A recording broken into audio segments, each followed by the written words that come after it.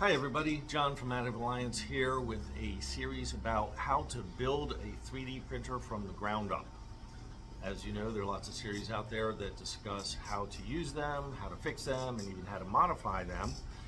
But there's very little information about the trade-offs and decisions and the general consequences of those decisions when you build your own printer. And the thought is that you want something that might be unique, might be different. This is the series for you. It's meant for do-it-yourselfers, 3D printer enthusiasts, and perhaps even a few professionals who are looking for different ideas and shortcuts on building printers. The particular printer we're going to use as a case study is the Additive Alliance NX3D, which you see running behind me. It's a multi-tool machine.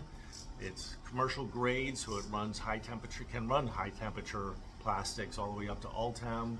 It has a heated build table. It has an environmental chamber. The covers are off of it right now, so we can see all the pieces of it.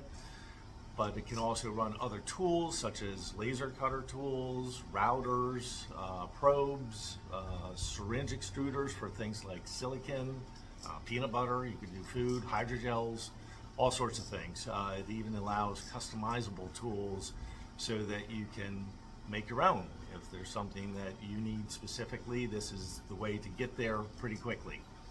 It runs on the NX3D software, which is a home-written slicer. The slicer has zero library dependence. It's fully open source, so it can be modified any way you like. It's fully capable, has all the parameters you think you would need. And you can add them if it doesn't, but it includes model loading, slicing, orientation, multiple copies, scaling, all that stuff, plus offsetting algorithms, different types of offsetting algorithms, support generation, tree supports, etc.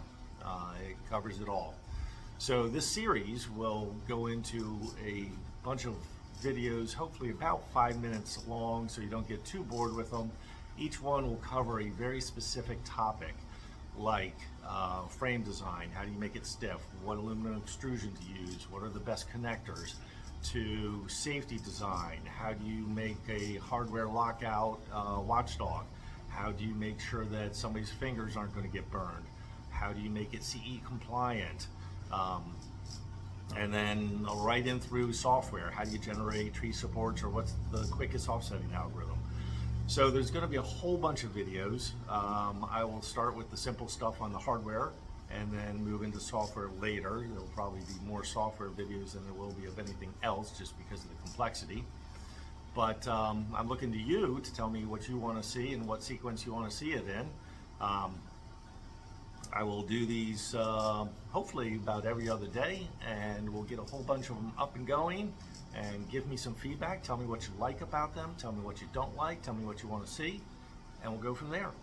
Cheers.